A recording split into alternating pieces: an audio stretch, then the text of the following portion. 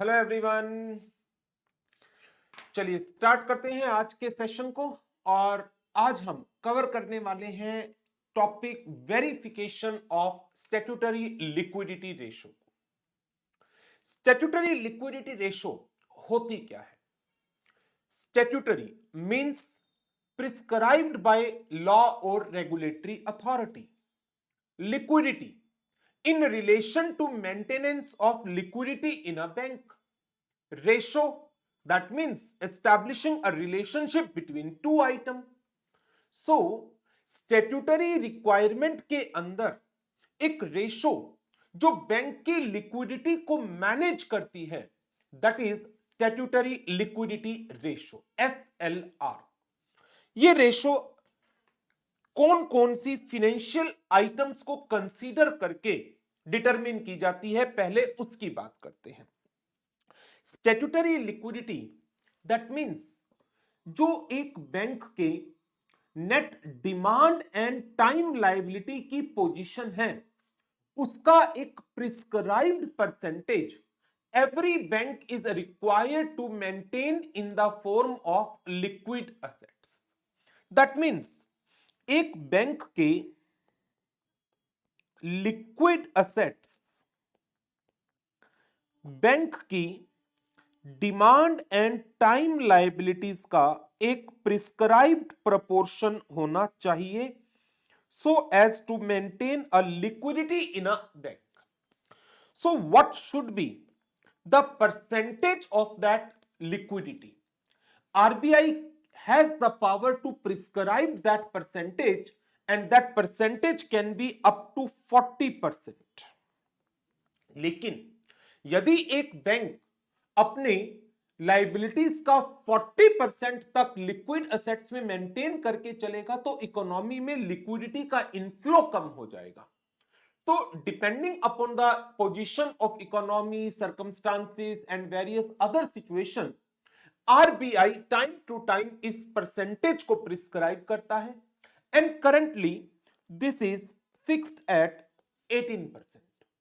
तो एक बैंक अपनी demand liabilities, demand means the other person जिसने ये पैसा बैंक को दे रखा है, वो जैसे ही डिमांड करेगा you have to pay. For example, deposit in saving bank, deposit in current account, deposit in demand draft, या loans that are taken by the bank. Bank ने जो लोन ले रखे हैं, बैंक ने जो लोन ले रखे हैं, ऐसा थोड़ी है कि हमेशा बैंक लोन देता ही है, बैंक लोन लेता भी है दूसरे बैंक से, आरबीआई से। बट अब जो loan that are payable on demand, वो डिमांड एंड टाइम लायबिलिटी का पार्ट बन सकते हैं, subject to inclusions and exclusions as prescribed by the RBI in their master directions और master circular।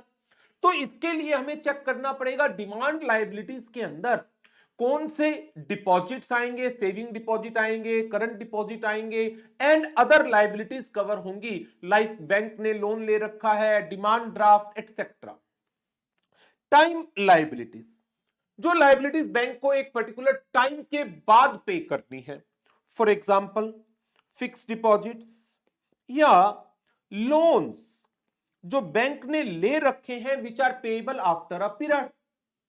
बट जनरली जब हम डिमांड एंड टाइम लायबिलिटीज की बात करते हैं, demand that are payable when the other party demand, time the amount which is payable on expiry of a certain period. तो इसके अंदर वी हैव टू स्टडी कि डिमांड एंड टाइम लायबिलिटीज में कौन सी आइटम्स को एक्सक्लूड किया जाएगा and कौन सी आइटम्स को इंक्लूड किया जाएगा, and what are the exempted items जो डीटीएल का पार्ट नहीं बनेंगी, एग्जम्प्टेड आइटम्स। तो डीटीएल के लिए डिमांड लायबिलिटीज क्या है, टाइम लायबिलिटीज क्या है, हमें आरबीआई के सर्कुलर में बताई गई 3 चीजों का ध्यान रखना पड़ेगा। Number 1, items to be included, number 2, items to be excluded, and number 3, the exempted items. तो तीन बातें तो ये हो गई डिमांड एंड टाइम लायबिलिटीज के प्रोपोर्शन में that we need to cover. इसका एक प्रिस्क्राइब्ड परसेंटेज जो RBI time to time specify करती है हमें मेंटेन करना होगा in the form of liquid assets. Liquid assets जैसे cash, gold, government securities and other unencumbered securities and assets as prescribed by again RBI. तो now अब ये तो बैंक की एक रिक्वायरमेंट है और बैंक को क्या करना होता है, एवरी फोर्टनाइट के एंड पर जो फ्राइडे है इसकी रिपोर्टिंग करनी होती है to the RBI. Every bank is required to report at the end of every fortnight. Every fortnight means a period of 2 weeks. 2 week का पीरियड। तो 2 वीक की एक्सपायरी पर जो फ्राइडे है वो एक रिपोर्टिंग डे है। बैंक्स को अपनी एसएलआर जो उन्होंने मेंटेन कर रखी है, जो लिक्विडिटी मेंटेन कर रखी है, that is required to be reported to the RBI. So ये तो एक रिक्वायरमेंट है जो बैंक्स की मैनेजमेंट को फुलफिल करनी है। अब बात करते हैं in relation to the auditor. Bank में दो लेवल पर ऑडिटर काम करते हैं, एक है स्टैट्यूटरी सेंट्रल ऑडिटर और दूसरा लेवल आ जाता है ब्रांच ऑडिटर्स का। ब्रांच ऑडिटर्स का रिपोर्टिंग करनी है स्टैट्यूटरी सेंट्रल ऑडिटर ने। स्टैट्यूटरी सेंट्रल ऑडिटर को कहा गया आप क्या करिए, 12 ओड डेट्स डिटरमिन कर लीजिए। 12 ओड डेट्स। ओड डेट्स का मतलब यहां पर दो डेट्स कॉमन नहीं होनी चाहिए, ऑफ डिफरेंट मंथ। और जो डेट आप सेलेक्ट करें उस डेट पर जो डे आएगा वो अदर देन फ्राइडे होना चाहिए। Other than Friday. अब आप समझ गए होंगे अदर देन फ्राइडे क्यों लिया हमने। फ्राइडे इसलिए लिया क्योंकि फ्राइडे को तो बैंक खुद आरबीआई को रिपोर्ट कर रहा है, तो इस दिन तो बैंक ने इस प्रिस्क्राइब्ड परसेंटेज को मेंटेन करने की पूरी कोशिश करी होगी। सो स्टैट्यूटरी सेंट्रल ऑडिटर को कहा गया आप अदर देन फ्राइडे सेलेक्ट करिए। तो अदर देन फ्राइडे 12 डेट्स, एक महीने में एक डेट। अप्रैल में ले ली आपने, मान लीजिए 5 अप्रैल, ध्यान रखिएगा 5 अप्रैल को फ्राइडे नहीं होना चाहिए। अब नेक्स्ट मंथ मई में अब 5th नहीं ले सकते, ओड डेट, डिफरेंट डेट्स लेनी है। यदि आप 5th अप्रैल ले चुके हैं तो मई के अंदर अदर देन 5 आएगा। लेट्स से आपने ले ली 11th ऑफ मई, फ्राइडे होना चाहिए, ये ध्यान रखिए। जून में फिर आप ना 5 ले सकते ना 11 ले सकते। सो आपको करना क्या है, अप्रैल, मई, जून, जुलाई, अगस्त, सितंबर, अक्टूबर, नवंबर, दिसंबर, जनवरी, फरवरी, मार्च। यहां पर आपने यदि 5 ली है तो मई में अदर देन 5 होनी चाहिए और इस 5 तारीख को it should not be Friday. मई में आपने एक डेट ले ली 8, जून में आपने ले ली 11, जुलाई में आपने ले ली 4, अगस्त में आपने ले ली 28, सितंबर में आपने ले ली 12, अलग अलग डेट्स। इन डेट्स पर आपको करना क्या है, इन डेट्स के ऊपर आपकी जो ड्यूटी बनती है आपको चेकिंग करनी है। चेकिंग किसकी करनी है, लिक्विड एसेट्स की, डिमांड एंड टाइम लायबिलिटीज की और इसकी परसेंटेज की। बट अब एक प्रॉब्लम है कि ये जो डिमांड टाइम लायबिलिटीज हैं, लिक्विड एसेट्स हैं, ये तो ब्रांचेस के ऊपर मेंटेन है। इस पर्टिकुलर डेट को 8th ऑफ मई को, 11th जून को, 4th ऑफ जुलाई को ब्रांचेस में क्या बैलेंस थे, इसकी चेकिंग कौन करेगा। इसके लिए स्टैट्यूटरी ऑडिटर ने क्या किया, उसने अपनी 12 डेट्स सेलेक्ट कर ली। ये 12 डेट्स उसने जो ब्रांच के ऑडिटर्स हैं उनको इन्फॉर्म कर दिया। ब्रांच ऑडिटर को बोला इन डेट्स पर बैंक का ब्रांच का ट्रायल बैलेंस चेक करो, इन डेट पर ब्रांच की कैश की पोजीशन चेक करो और हमें रिपोर्ट करो। बैंक हेड ऑफिस लेवल के ऊपर क्या करेगा, सारी ब्रांचेज से रिपोर्टिंग मांगेगा इन 12 डेट्स पर ब्रांच में कितना कैश है, कितनी अदर कॉन्स्टिट्यूएंट्स हैं, लिक्विड एसेट्स के कितनी फिगर्स है, डिमांड एंड टाइम लायबिलिटीज की, और इसका कंसोलिडेशन कंसोलिडेशन कौन करेगा, हेड ऑफिस करेगा। तो हेड ऑफिस ये कैलकुलेशंस करके दे देगा। डेट किसने सिलेक्ट की, स्टैट्यूटरी ऑडिटर ने। कंसोलिडेशन किसने किया, हेड ऑफिस ने। ब्रांच लेवल पर एग्जामिनेशन किसने किया, ब्रांच ऑडिटर ने। और यही चीज कई बार रीजनल लेवल के ऊपर भी होती है कि एक रीजन में 50 ब्रांचेस हैं, तो रीजन लेवल के ऊपर आपने कंसोलिडेशन करवा लिया, रीजनल ऑफिस का जो ऑडिटर है वो इसकी चेकिंग करेगा, इस कंसोलिडेशन को जो उस रीजनल ऑफिस का रीजनल मैनेजर है वो भी साइन करेगा। इस तरह से 12 डेट्स सेलेक्ट की जाती हैं। उन डेट्स पर ब्रांच के कैश की, डिमांड एंड टाइम लायबिलिटीज की and other constituents of SLR उन्हें एग्जामिन किया जाता है। कंसोलिडेशन हेड ऑफिस लेवल पर हेड ऑफिस करता है। स्टैट्यूटरी ऑडिटर जो सेंट्रल लेवल पर है वो ब्रांच ऑडिटर से ब्रांच लेवल पर एग्जामिनेशन करवा लेता है, और फिर जो कंसोलिडेशन हेड ऑफिस लेवल के ऊपर हुआ है टेस्ट बेसिस के ऊपर जो स्टैट्यूटरी सेंट्रल ऑडिटर है वो इन्हें एग्जामिन करता है और इसके ऊपर एक रिपोर्ट बनाकर क्या इन 12 डेट्स के ऊपर डिमांड एंड टाइम लायबिलिटीज की एक प्रिस्क्राइब्ड परसेंटेज लिक्विड एसेट्स में मेंटेन की गई थी या नहीं की गई थी, उसकी रिपोर्टिंग आरबीआई को करता है, प्लस जो बैंक की मैनेजमेंट है उसे की जाती है। ये हमारा कॉन्सेप्ट है स्टैट्यूटरी लिक्विडिटी रेशो का और इसकी वेरिफिकेशन का।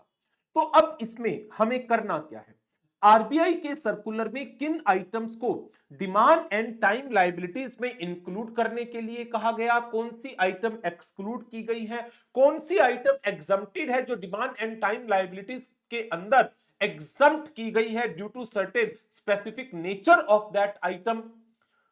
तो हमें आरबीआई सर्कुलर को स्टडी करना पड़ेगा टू डिटरमिन द कॉन्स्टिट्यूएंट्स और components of the demand and time liabilities item, liquid assets जो जिनमें हम इस लिक्विडिटी को मेंटेन करेंगे। Being a statutory central auditor, ये मेरी ऑडिट अप्रोच है या मेरा ऑडिट प्रोसीजर है जो मुझे कवर अप करना है।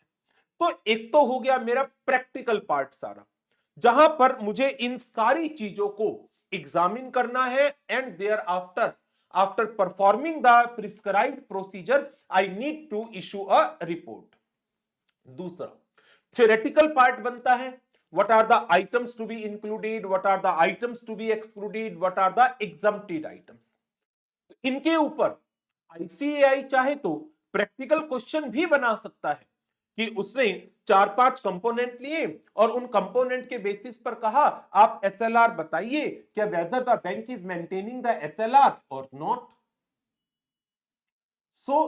सबसे पहले बात कर लेते हैं स्टैट्यूटरी रिक्वायरमेंट की एंड ऑडिट अप्रोच की, फिर बात कर लेंगे इंक्लूजन, एक्सक्लूजन एंड एग्जम्पशन की। तो दो पार्ट में हम एसएलआर के टॉपिक को कवर अप करेंगे। पहला statutory part and audit procedures, thereafter RBI circulars की according inclusion, exclusion and the exempted items. चलिए सबसे पहले statutory requirement. Statutory central auditors, they are required to verify the compliance of SLR on 12 odd dates in different month of a financial year not being the Friday। Friday क्यों नहीं? Because every fortnight basis पर last Friday को bank are required to report to the RBI over the maintenance of CRR and SLR. तो Friday को तो chances है कि इन ratios को मेंटेन किया गया होगा। तो स्टैट्यूटरी सेंट्रल ऑडिटर आप जो डेट सेलेक्ट करेंगे उस डेट पर जो डे है वो फ्राइडे नहीं होगा। The report is to be sent to the management of bank and to the RBI. तो स्टैट्यूटरी सेंट्रल ऑडिटर की एग्जामिनेशन के दो मेन एरियाज आ गए, correctness of the figures of demand and time liabilities and the maintenance of the prescribed percentage of the liquid assets. Audit approach, ये इसका important part बनता है। What should be the audit procedures या audit approach? Number 1, obtain the understanding of the relevant circulars of the RBI so as to ascertain the items to be included in the composition of DTL। तो क्या क्या item include होनी है in the demand and time liabilities, वो RBI के circular में लिखी हुई है। Number 2, request the branch auditors to verify the correctness of trial balance and examine the cash balance at the branch on the selected date। जो date हमने ये select की थी ये ब्रांच ऑडिटर को इन्फॉर्म कर दी जाती है और इन डेट्स के ऊपर ब्रांच ऑडिटर की ड्यूटी बनती है टू एग्जामिन कि ट्रायल बैलेंस करेक्ट है और उस दिन जो कैश की पोजीशन बताई गई है that is also correct one. Next, examine on test basis the consolidations regarding the demand and time liability position जो किसने प्रिपेयर की, हेड ऑफिस ने की, किसके बेसिस पर, returns received from the branches. तो इन 12 डेट्स पर डीटीएल के कंपोनेंट और लिक्विड एसेट्स की फिगर हेड ऑफिस कंसोलिडेट करता है और हेड ऑफिस इन 12 डेट्स पर इंफॉर्मेशन अपनी ब्रांचेस से मंगवाता है। But whether the consolidation has been done appropriately and accurately or not, statutory auditor is required to examine on test basis, sample basis के ऊपर। examine composition of items of DTL as per the circular or instructions of RBI। examine जो ये कंसोलिडेशंस head office level के ऊपर तैयार की गई है whether it include the relevant information of all branches, सारी ब्रांचेस की इंफॉर्मेशन को इंक्लूड किया गया है। Examine whether the balances in branch adjustment accounts of foreign branches, branch adjustment account जो इंटर ब्रांच ट्रांजैक्शंस होती हैं जिसके अंदर सबसे मेजर ट्रांजैक्शन जो आप कंसीडर कर सकते हैं वो है डिमांड ड्राफ्ट की। तो यदि डिमांड ड्राफ्ट एक ब्रांच ने इशू किया, दूसरी ब्रांच को उसे पे करना है, तो जब तक वो अमाउंट पे नहीं होता it is a demand liability for the bank, it is a demand liability for the bank.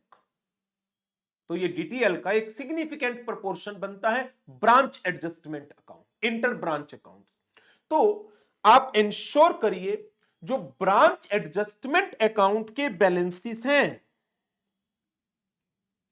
In relation to foreign branches, उन्हें भी have also been taken into account in arriving at the net balance in the branch adjustment account. So while computing the net balance in the branch adjustment account, any balance in the branch adjustment account of foreign branches also needs to be considered. Next, considerable part of information that is required by the statutory central auditor for reporting on compliance with the SLR flow from the branches। बिल्कुल सही। और इसके reference में मैंने आपको regional office वाला point भी बताया। It is suggested that information pertaining to branches within a region may be consolidated at the regional level। और जो कंसर्न ऑडिटर है रीजनल ऑफिस का, he need to verify the same and report on the same. जो central level पर auditor है they need to apply the audit procedures to the consolidation prepared by the bank as a whole। Different regional office की data को कौन consolidate करेगा? Head office consolidate करेगा। और फिर जो सेंट्रल ऑडिटर है वो अपने ऑडिट प्रोसीजर्स अप्लाई करेगा to the consolidation that is prepared by the bank for the all branches, all regional office. Where such a procedure is followed, statutory central auditor should adequately describe the same in his certificate. Certificate किस चीज का? Certificate होता है compliance of SLR का। जब आप इस chapter के एंड में रिपोर्टिंग रिक्वायरमेंट का टॉपिक पढ़ेंगे तो रिपोर्टिंग रिक्वायरमेंट के अंदर जो स्टैट्यूटरी सेंट्रल ऑडिटर है they are required to report on various items. In addition to, ये लास्ट में जाकर टॉपिक है scope of assignment of statutory central auditor. In addition to main report, statutory central auditor are required to report on compliance with the SLR requirement. तो एक certificate इनको देना होता है। तो यदि स्टैट्यूटरी सेंट्रल ऑडिटर ने रीजनल ऑफिस वाले कॉन्सेप्ट को फॉलो किया है तो अपने सर्टिफिकेट में वो इस चीज को रेफर करेगा। And specify the number of unaudited branches and a statement that auditor has relied on the return received from the unaudited branches in forming his opinion. जिन ब्रांचेस की ऑडिट नहीं हुई वहां ब्रांच ऑडिटर ही नहीं थे तो हेड ऑफिस ने ब्रांच से इंफॉर्मेशन मंगवाई और स्टैट्यूटरी ऑडिटर ने उस इंफॉर्मेशन पर रिलाई किया है। This aspect also needs to be specified in the report और certificate as the case may be. So ये था इस टॉपिक का the most important part, audit approach. सबसे पहले हमने स्टैट्यूटरी रिक्वायरमेंट को पढ़ा। स्टैट्यूटरी रिक्वायरमेंट क्या है? जो स्टैट्यूटरी सेंट्रल ऑडिटर है उसे 12 odd date of different month not being a Friday select करनी है और उन डेट्स के ऊपर ही is required to examine the position of demand and time liabilities and the maintenance of the prescribed percentage of the demand and time liabilities in the liquid assets. Thereafter फिर आता है इसका मेन पार्ट जो सबसे most important theoretical question बनता है, audit approach and the procedure. 8 point यहां पर दिए गए हैं। Learn any 5 point, learn any 5 point. 5 number से ज्यादा का क्वेश्चन आ नहीं सकता, आपको 5 पॉइंट अच्छी तरह से याद होने चाहिए। पहला point, obtain an understanding of the relevant circular so as to ascertain the items to be included in the composition of DTL. Request the branch auditor to verify the correctness of the trial balance and examine the cash balance at the branch on the selected dates. Examine on test basis the consolidation regarding the demand and time liability position prepared by the head office with reference to the return received from the branches. इसी के relation में last point ले सकते हो, specify the number of unaudited branches and a statement that auditor has relied on the return received from the unaudited branches in forming his opinion. First point के relation में examine the composition of items of demand and time liabilities as per the circular or instructions of RBI. Examine whether the consolidation जो head office ने prepared किया है whether it includes information of all of its branches, whether the balance in the branch adjustment account of the foreign branches have been taken into account in determining the net balance of branch adjustment account. और फिर एक point आ जाता है reason के basis पर, reason के अंदर जितनी ब्रांचेस होती हैं उन ब्रांचेस की इंफॉर्मेशन रीजनल ऑफिस कंपाइल कर सकता है और फिर रीजनल ऑडिटर उसे एग्जामिन करेगा, रिपोर्ट करेगा। सो 8 पॉइंट है जिसमें आप पहला point obtain the understanding of the circulars issued by the RBI in this regard so as to ascertain the components of demand and time liabilities. इसी के रिलेशन में आप दूसरा पॉइंट याद कर लीजिए, examine the composition of demand and time liabilities as per the circular or the instructions issued by the RBI. तीसरा point, request the branch auditors. किस चीज की request? To examine the correctness of trial balance and the cash balance at the branch at the selected date. इसी के reference में आप regional office वाला point cover कर लो। A considerable part of the information required for the reporting on compliance of SLR by the statutory central auditor flow from the branches, and hence it is suggested that information pertaining to the branches falling within a region may be consolidated at the regional level, and auditor concerned need to examine and report on the same. Thereafter फिर consolidation की बात आ जाएगी। Consolidation should be at the head office level based upon the return received from the branches. इसी के reference में आप बता दो नंबर ऑफ अनऑडिटेड ब्रांचेस कितनी है, and in relation to that auditor has relied on the information received from the branches. जो consolidation किया गया, ये पांचवा पॉइंट था, ये सिक्स। जो कंसोलिडेशन किया गया, whether it includes information of all branches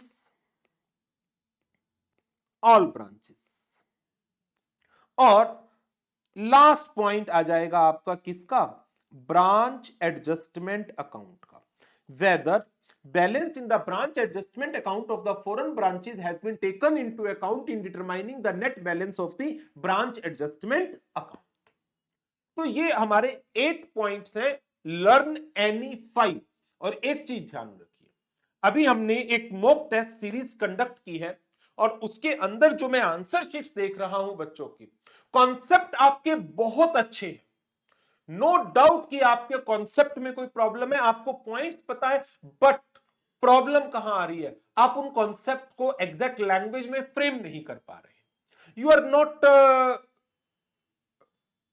जो आप काम कर रहे हैं उसमें आप की वर्ड यूज कर रहे हैं, लेकिन उन की वर्ड को प्रॉपर सेंटेंसेस में फ्रेम नहीं कर पा रहे। आप क्या मेंशन करना चाह रहे हैं? एग्जामिन करना है, वेरीफाई करना है, अंडरस्टैंडिंग लेनी है, इंफॉर्मेशन ऑब्टेन करनी है, ओपिनियन देनी है। अब जो ये वर्ड होते हैं उनका प्रॉपर यूज नहीं कर पा रहे, सेंटेंसेस फ्रेम नहीं कर पा रहे। जैसे obtaining understanding, request the branch auditor, examine on test basis, examine the composition of items of demand and time liabilities, examine whether consolidation prepared by the head office includes relevant information of all of its branches, examine whether balances in branch adjustment account of foreign branches is being considered in determining the net balance in branch adjustment account। तो ये जो sentences को frame करते वक्त जिन words का use किया जाना है वो आप एप्रोप्रिएटली प्रेजेंट नहीं कर पा रहे, जिसका नतीजा क्या होता है? आपके पॉइंट्स, की पॉइंट सारे करेक्ट हैं, लेकिन you fails to present it them in the proper language. So कोशिश ये करिए कि आप इन चीजों की रिटन प्रैक्टिस करें। और बार बार मैं एक लाइन हमेशा कहता हूं, हर क्लास में बोली है, रिवीजन्स के अंदर भी बोली है, रेगुलर रिटन प्रैक्टिस मस्ट है। कॉन्सेप्ट आपको आते हैं, लेकिन आप उन कॉन्सेप्ट को जब प्रॉपर तरीके से प्रेजेंट नहीं कर पाते, then it create the problem. 5 marks के क्वेश्चन में 5 पॉइंट्स चाहिए। आप अरे मैं तो 10 के 10 याद करूंगा, अरे 10 याद करने के चक्कर में 2 को भी प्रॉपर प्रेजेंट नहीं कर पाओगे तो दिक्कत है ना। 5 याद करिए, कॉन्सेप्ट सारे समझिए। क्यों? मल्टीपल चॉइस क्वेश्चन कहीं से भी आ सकता है। कॉन्सेप्ट सारे समझने हैं, लेकिन लर्निंग जहां पर डिस्क्रिप्टिव क्वेश्चन आ जाएगा, 70 मार्क्स के डिस्क्रिप्टिव क्वेश्चन है, 70 में से लगभग 30-35 केस स्टडी बेस्ड है, बाकी 30-35 डिस्क्रिप्टिव थ्योरी ही है। जैसे इसी का क्वेश्चन देखें तो स्टडी मटेरियल में इसका एक क्वेश्चन बना हुआ है। As the statutory central auditor of a nationalized bank, what special points are to be borne in mind in the audit of compliance with the SLR requirement। तो आपको जो वेरिफिकेशन के स्टेप्स है वो लर्न होने चाहिए, कीवर्ड्स पता होने चाहिए, how the keywords are to be used in framing the proper sentences, इस चीज का ध्यान रखिए। चलिए आगे बढ़ते हैं सर्कुलर। एक सेकेंड।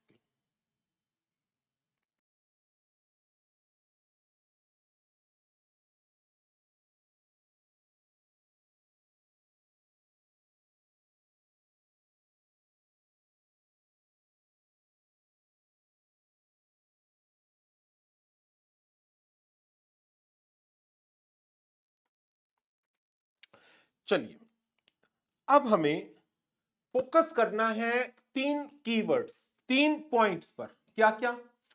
कौन से आइटम्स डीटीएल में इंक्लूड होंगे, कौन से आइटम डीटीएल से एक्सक्लूड होंगे, जो डीटीएल का पार्ट नहीं बनेंगे, और कुछ आइटम हैं जो डीटीएल का पार्ट है लेकिन एग्जम्प्टेड कैटेगरी में डाल दिया गया। मींस आप उन्हें डीटीएल के अंदर एग्जम्प्ट कैटेगरी है, उस डीटीएल पर आपको लिक्विड एसेट्स की एक प्रिस्क्राइब परसेंटेज मेंटेन नहीं करनी। सो पहली कैटेगरी, ये डीटीएल में आएंगे ही नहीं। नंबर दो, ये डीटीएल में यदि इंक्लूड नहीं कर रखे हैं बैंक ने तो आप कंसीडर करिए these are the items forming part of DTL, और ये आइटम्स स्पेसिफिकली कंसीडर्ड करनी है आपको। वैसे तो ये डिमांड एंड टाइम लायबिलिटीज की डेफिनेशन में फॉल कर रही है, बट ये एग्जम्प्ट है, इनके ऊपर prescribed percentage of liquid assets आपको मेंटेन नहीं करना। चलिए स्टार्ट करते हैं। What are the items to be excluded in DTL? Balance sheet की एक साइड है लायबिलिटीज। आप अपने कस्टमर से सेविंग अकाउंट में पैसा लेते हैं, आपको वापस करना है, तो सेविंग बैंक अकाउंट का पैसा लायबिलिटी में है। आप अपने बैंक के कस्टमर से करंट अकाउंट के डिपॉजिट करा रहे हैं, वो भी लायबिलिटी है, आपको वापस करनी है। फिक्स डिपॉजिट में पैसा है, वो भी वापस करना है। मार्जिन मनी ले रखी है लोन के लिए, वो भी आपको वापस करनी है या एडजस्ट करनी है। आपने लोन ले रखे हैं फ्रॉम दी अदर बैंक, वो भी आपको वापस करने हैं।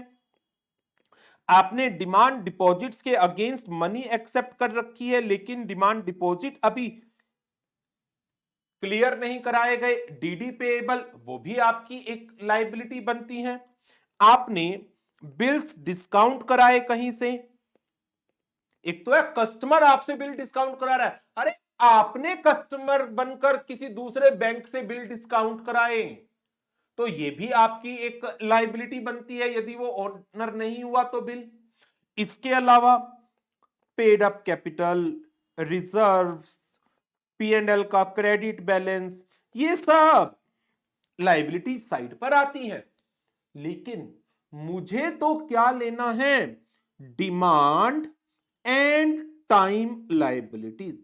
तो उसमें कौन सी क्रेडिट की आइटम्स हैं जो आप डीटीएल में नहीं लेंगे, जो डिमांड एंड टाइम लायबिलिटीज की नेचर में फिट नहीं बैठती?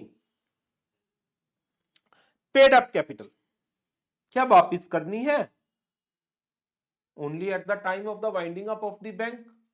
बैंक कब वाइंड अप होगा पता नहीं, होगा भी या नहीं होगा। सो पेड अप कैपिटल डीटीएल का पार्ट नहीं बनेगा।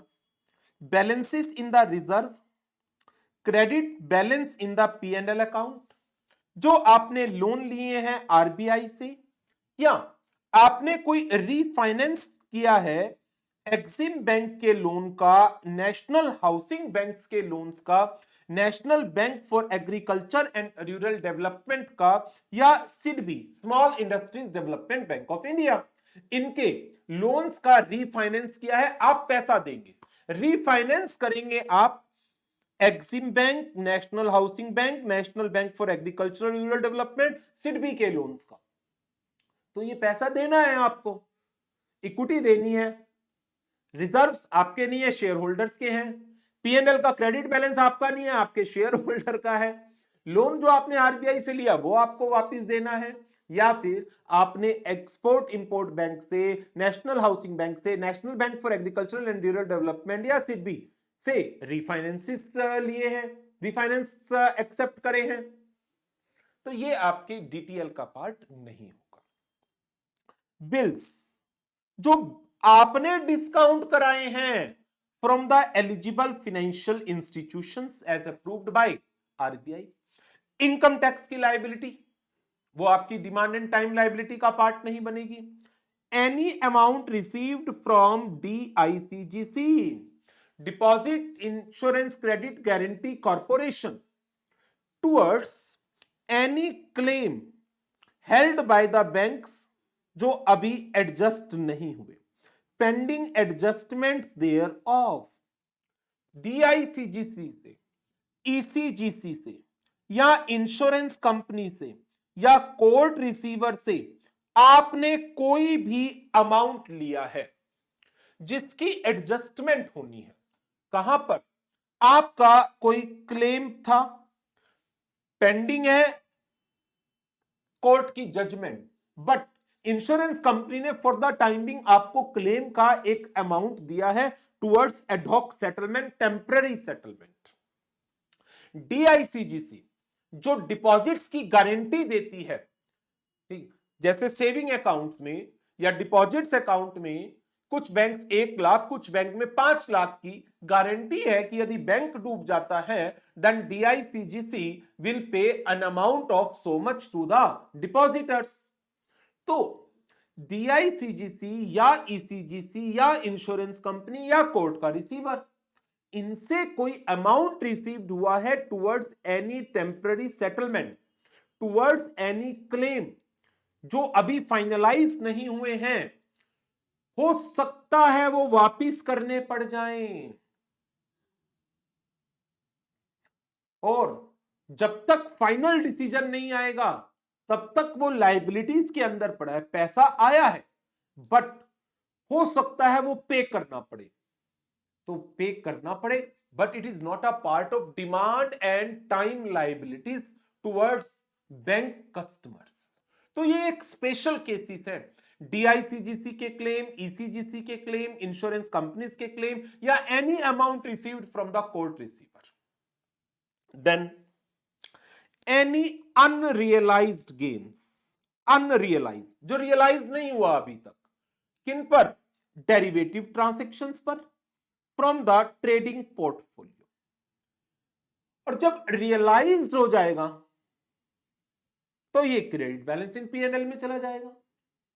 Unrealised gain arising from the derivative transaction, currency के derivatives, future, options under trading portfolio, ये भी आपके डीटीएल की नेचर में फिट नहीं बैठता।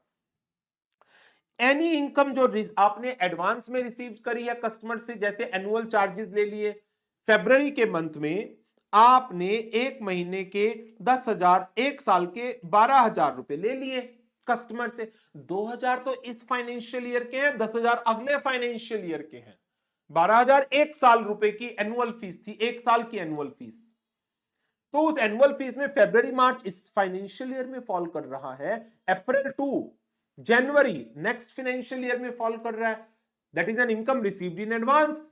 बैलेंस शीट में कहां दिखाओगे, लायबिलिटीज में दिखाएंगे, बट ये डीटीएल का पार्ट नहीं बनेगी। Income received in advance like annual fee and other charges which are not refundable. Any liabilities that arise on utilization of limit under bankers acceptance facility. Bankers acceptance facility क्या है? ये एक financial instrument है जहां पर आपने एक importer को एक फैसिलिटी अवेलेबल कराई है कि यदि वो कोई आइटम इंपोर्ट करता है और वो पेमेंट नहीं कर रहा, then bank undertakes to make the payment.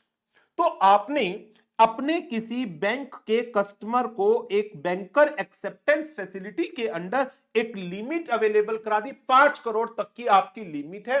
एक फाइनेंशियल इंस्ट्रूमेंट इशू किया गया है कि 5 करोड़ रुपए तक की आप इंपोर्ट करते हैं तो आप इंपोर्ट, जो पर्सन एक्सपोर्ट कर रहा है, आप तो इंपोर्ट कर रहे हैं इंडिया में, तो जो आप इंपोर्ट कर रहे हैं तो आउटसाइड इंडिया से कोई एक्सपोर्ट भी तो कर रहा होगा, और उस पर्सन को चिंता होगी अपने पैसे की कि इंपोर्टर ने पैसा नहीं दिया, कस्टमर ने पैसा नहीं दिया, तो मेरा तो पैसा डूब जाएगा।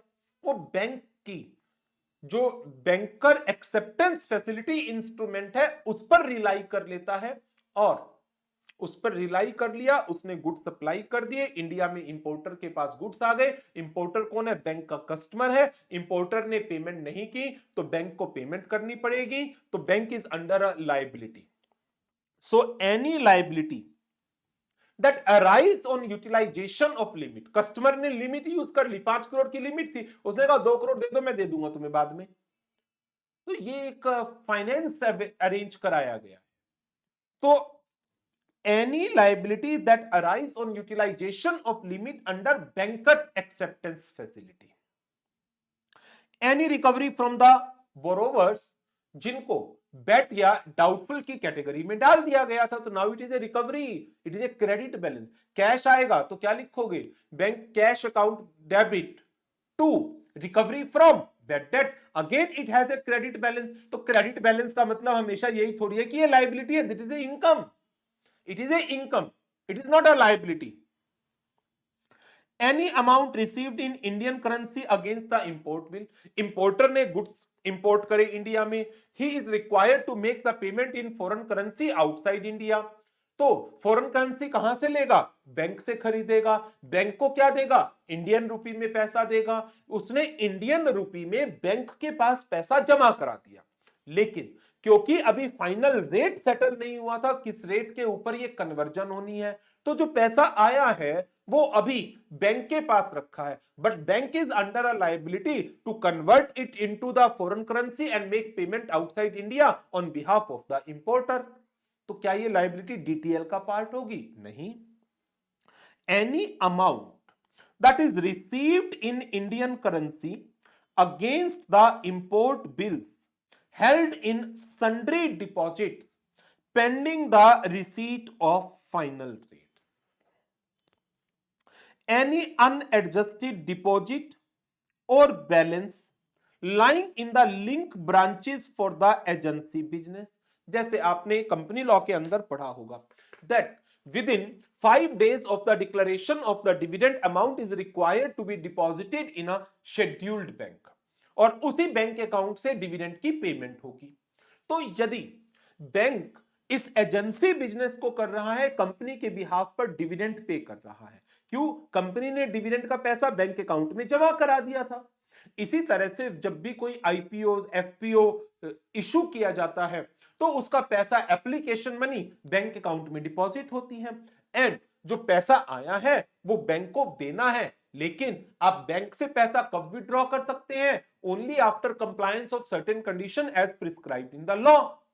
और कई बार क्या होता है कि जब बैंक ने डिविडेंड की फॉर्म में जो पैसा कलेक्ट किया, किसने दिया? कंपनी ने दिया, लेकिन जो शेयर होल्डर है उसने क्लेम ही नहीं किया, अनक्लेम्ड डिविडेंड, तो वो पैसा कहां है? बैंक में पड़ा है, अनएडजस्टेड पैसा है। Unadjusted balances lying in the link branches for the agency business, example dividend warrant, refund of application money, तो ये डिमांड एंड टाइम लायबिलिटी का पार्ट नहीं बनेगा। क्यों? क्योंकि इस पैसे को क्या बैंक, क्या कंपनी कभी भी निकलवा सकती है? डिविडेंड का पैसा आपको ट्रांसफर करना पड़ता है अनपेड डिविडेंड अकाउंट में, जहां से ये आईईपीएफ में जाता है। एप्लीकेशन मनी यदि अलॉटमेंट सक्सेसफुल नहीं हुआ, आप यूज नहीं कर सकते, that is required to be return to the unsuccessful applicants. इसी तरह से मार्जिन मनी जो एज ए सन्ड्री डिपॉजिट रखी गई है फंडेड फैसिलिटीज के केस में, और जो फैसिलिटीज अवेलेबल कराई गई है उन फैसिलिटीज पर आगे चलकर लोन आएगा। लोन दिया आपने, लोन के ऊपर इंटरेस्ट आएगा, सॉरी, लोन दिया, लोन पर इंटरेस्ट आया, लोन का अमाउंट बढ़ता चला जाएगा, बट बैंक क्या करता है, एक मार्जिन मनी रख लेता है अपने पास। तो यदि ये margin either in the form of cash और in the form of fixed deposits रखा गया है, इन दैट केस ये margin money later on stage पर या तो एडजस्ट होगी लोन के साथ, या कस्टमर ने लोन का पैसा वापस कर दिया आपको, तो ये मार्जिन मनी आपके पास एक तरीके की सिक्योरिटी थी that is required to be return to the customer, आपको कस्टमर को वापस करनी पड़ेगी। सो जो मार्जिन मनी है that is kept in sundry deposit for the funded facilities, these are to be excluded in the demand and time liabilities. So ये items हैं जो आपको याद रखनी है। पहला point, paid up capital reserve credit balance in P&L account, loan taken from the RBI and amount of free finance taken from Exim bank, national housing bank, NABARD and SIDBI. Bills discounted by a bank with eligible financial institution as approved by RBI, income tax provision,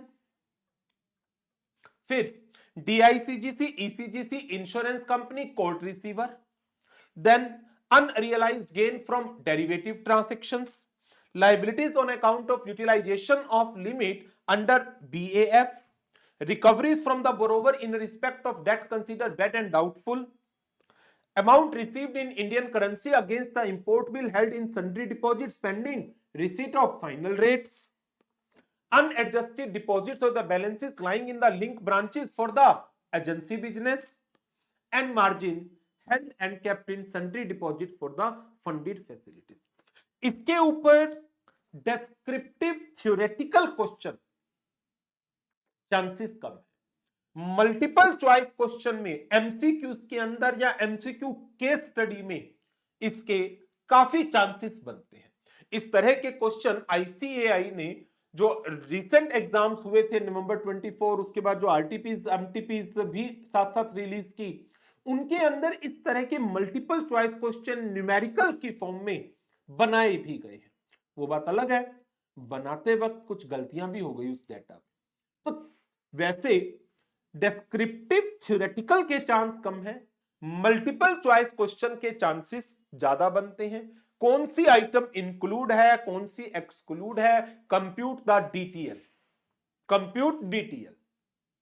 but आपको descriptive theoretical के हिसाब से भी plus आपको MCQs के हिसाब से भी इन सब पॉइंट्स को लर्न करना है। Descriptive theoretical 5 point, but numerical या एमसीक्यूज सारे पॉइंट्स। आगे बढ़ते हैं। What are the items that are to be included in demand and time liabilities. DTL में कौन कौन सी आइटम्स को इंक्लूड किया जाना है। Number 1, net credit balance, credit balance in branch adjustment account including the balances of the foreign branches। और foreign branches अभी हमने ऑडिट अप्रोच के अंदर भी पढ़ा था, examine whether balances in the branch adjustment account of the foreign branches have been taken into account in arriving at the net balance in the branch adjustment account। so branch adjustment account का credit balance DTL का part बनेगा। Number 2, interest that is accrued on deposit लेकिन books of account में accounting नहीं करी। एक तो due है, जैसे ही कोई इंटरेस्ट ड्यू होता है उसकी अकाउंटिंग एंट्री आ जाती है, और दूसरा होता है एक्रूड। तो इंटरेस्ट एक्रूड हो रहा है, तो इस पे आरबीआई का सर्कुलर कहता है ईच रिपोर्टिंग फोर्टनाइट, ये देखो रिपोर्टिंग फोर्टनाइट, जो अभी मैं आपके साथ पॉइंट डिस्कस कर रहा था स्टार्टिंग में ही कि फोर्टनाइटली बेसिस के ऊपर ये रिपोर्टिंग होती है लास्ट फ्राइडेज की।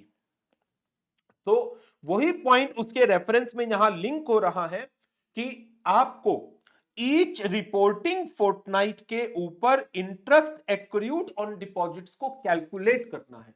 क्यों कैलकुलेट करना है? क्योंकि ये डीटीएल का पार्ट बनना है और आपको आरबीआई को रिपोर्ट करना है। Cash collateral that is received under collateralised derivative transaction. तो यदि डेरिवेटिव ट्रांजैक्शंस के लिए आपने cash money collateral security receive कर रखी है in the form of cash, swap options के अंदर, करेंसी डेरिवेटिव के अंदर, कमोडिटी डेरिवेटिव्स में जहां पर बैंक एजेंसी बिजनेस का रोल प्ले करता है, तो यदि कोई कैश कोलेट्रल मनी रिसीव की हुई है आपने कोलेटराइज्ड डेरिवेटिव ट्रांजैक्शन में, तो it is in the form of outside liabilities that you are required to pay, यदि इन डेरिवेटिव ट्रांजैक्शंस के रेफरेंस में कहीं पर जाकर कोई लॉसेस अराइज होते हैं तो जो ये कैश कोलेट्रल है being in the nature of outside liability that is to be included in the DTL.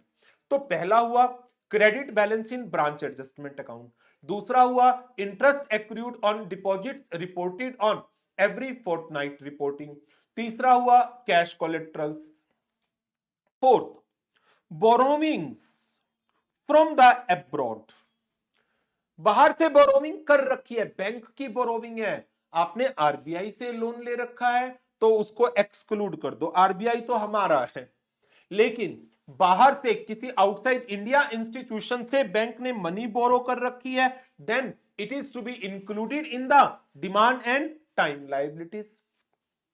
Remittances of nostro account needs to be scrutinized to ascertain यदि कोई इनवर्ड रेमिटेंस रिसीव्ड हुआ है on the behalf of any customer लेकिन उसकी accounting entry नहीं कर रखी, तो ये जो हमारे पास करेंसी के अकाउंट होते हैं, नोस्ट्रो अकाउंट, वोस्ट्रो अकाउंट, लोरो अकाउंट, तो इसमें से आरबीआई के सर्कुलर में जो रेफरेंस आया है वो सिर्फ in relation to nostro account आया है।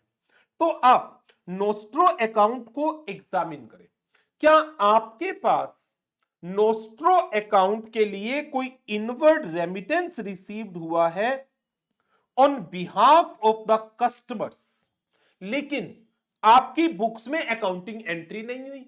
अरे इनवर्ड रेमिटेंस आपके पास आया है तो यू हैव टू पे। सो 5 पॉइंट जो हैं वो कवर किए गए हैं इंक्लूजन्स के अंदर। क्या क्या? Number 1, net credit balance in branch adjustment account including balances of foreign branch. Number 2, interest accrued on deposit calculated on each fortnight reporting whether or not accounted in the books of account, cash collateral received under collateralized derivative transaction considering as outside liability. Number 4, borrowings from outside India abroad needs to be considered as liability to the other. And the last point, remittance reconciliation of nostro accounts to be scrutinized, क्या कोई inward remittance from the customer received हुआ है जिसकी अभी accounting entry आपने books of account में पास नहीं करी है। सो 5 पॉइंट हैं जो कवर होते हैं in the items to be included in the demand and time liability.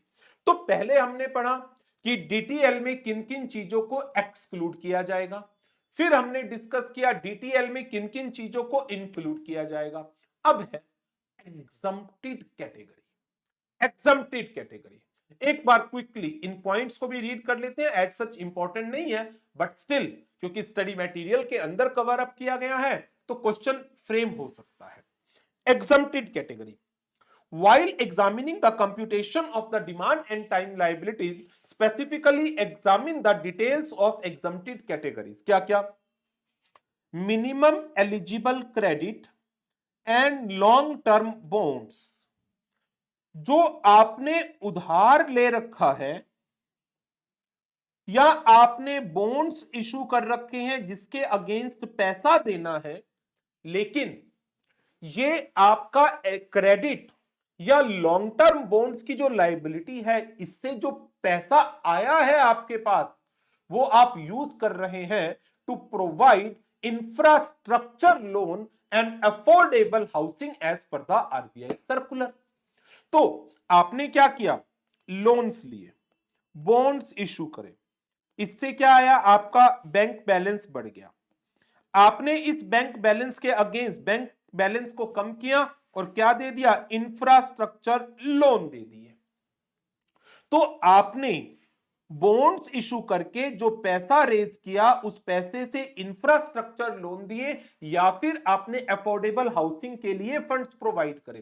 तो एक मिनिमम एलिजिबल क्रेडिट जो आरबीआई के सर्कुलर में स्पेसिफाइड है एंड लॉन्ग टर्म बॉन्ड्स जो आप यूज कर रहे हैं for providing the infrastructure loan and affordable housing as per the RBI circular, that will be exempted item will not be considered for maintaining a percentage in the liquid assets। तो in liabilities का loan है, देना तो है आपको वापस। अब मान लो आपने ये लोन कहां से ले रखा है, अब्रॉड फॉरेन से ले रखा है, तो एक तरफ कहते हैं ये इंक्लूड होगा, लेकिन इस पैसे का यूज किया जा रहा है for providing the infrastructure loan for affordable housing, then एक minimum eligible credit and amount raised through the long term bond to finance the infrastructure loan and the affordable housing as per RBI is exempted. तो आप इतने amount के ऊपर you are not suppose to maintain the liquidity. इसी तरह से FCNR bank account में foreign currency non resident account और एनआरई डिपॉजिट्स, यदि मैच्योरिटी 3 साल या उससे ज्यादा की है तो इस अमाउंट के ऊपर भी आपको लिक्विड एसेट्स मेंटेन करने की आवश्यकता नहीं पड़ेगी। बैंक जो उसके फॉरेन एक्सचेंज के एसेट्स या लायबिलिटीज हैं फॉरेन करेंसी में इंक्लूडिंग द बोरोविंग्स, जैसे अभी बोरोविंग्स फ्रॉम द अब्रॉड, ये बैंक की एक लायबिलिटी है, और जो एसेट्स उन्होंने मेंटेन करे लिक्विड एसेट्स, हो सकता है वो foreign currency foreign exchange assets हो कोई, यदि वो यूएस डॉलर में है या ग्रेट ब्रिटेन पाउंड्स में है या जापानीज येन में है या यूरो में है, आप उसे आरबीआई के रेफरेंस रेट पर इंडियन रुपी में कन्वर्ट करेंगे।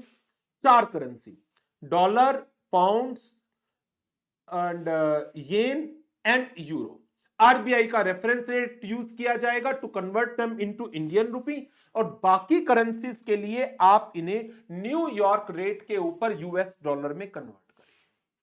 अदर करेंसी कोई भी XYZ कंट्री की कोई करेंसी है, न्यूयॉर्क के अंदर क्या रेट है उस करेंसी का डॉलर में कन्वर्ट करने के लिए पहले उस करेंसी को डॉलर में कन्वर्ट किया जाएगा न्यूयॉर्क के रेट पर, और फिर उस डॉलर को आरबीआई के रेफरेंस रेट पर इंडियन रुपी में कन्वर्ट किया जाएगा। As per RBI circular on maintenance of CRR, SLR on foreign currency assets and liabilities, reference rate for INR/USD and exchange rate of other major currency. For conversion of foreign currency assets and liabilities, reference rate from FBIL. FBIL क्या है? Financial Benchmarks India limited, corporate entity है जो financial activities में engaged है and इस purpose के लिए reference rates issue करती है।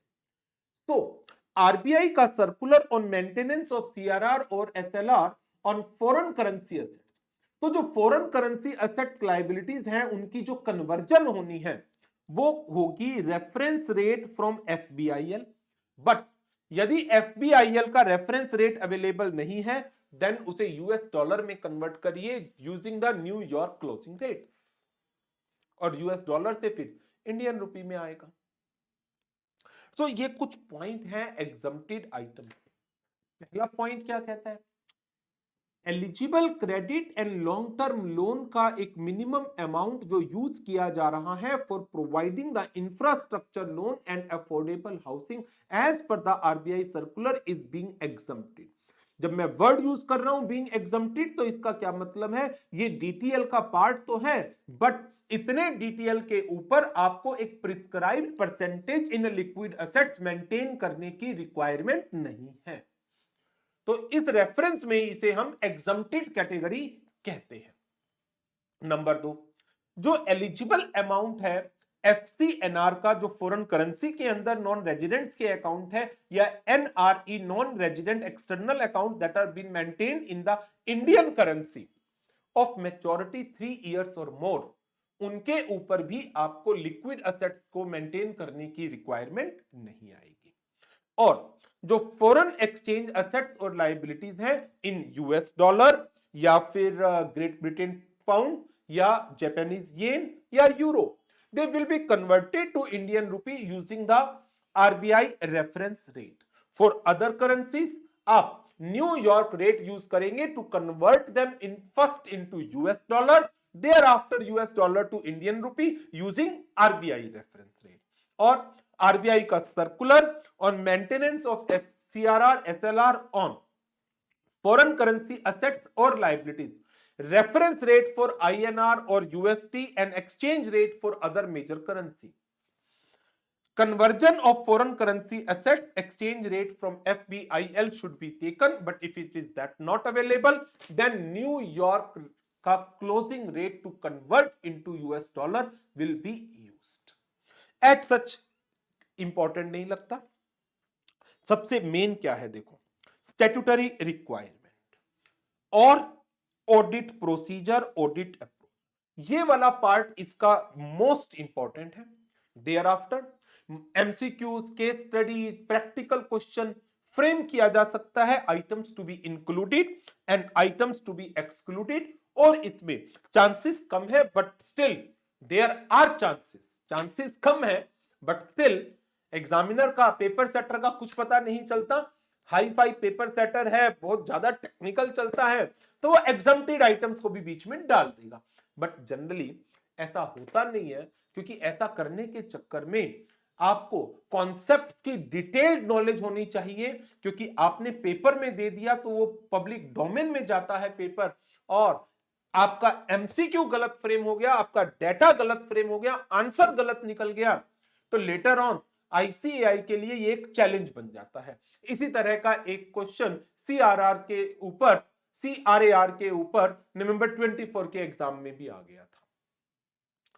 सो चांसेस कम है but still part of syllabus है, स्टडी मटेरियल में कवर किया गया है, क्वेश्चन में भी फ्रेम, तो थोड़ा सा टाइम डिवोट करिएगा इस कॉन्सेप्ट के ऊपर, और अकॉर्डिंगली जो पॉइंट्स इंक्लूजन के हैं, एक्सक्लूजन के हैं, वो ध्यान रखने हैं।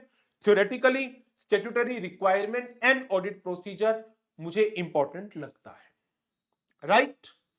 तो चलिए इसके साथ इस सेशन को यहीं पर ओवर करेंगे और नेक्स्ट सेशन में कंटिन्यू करेंगे with the next topic. Thank you very much, good bye.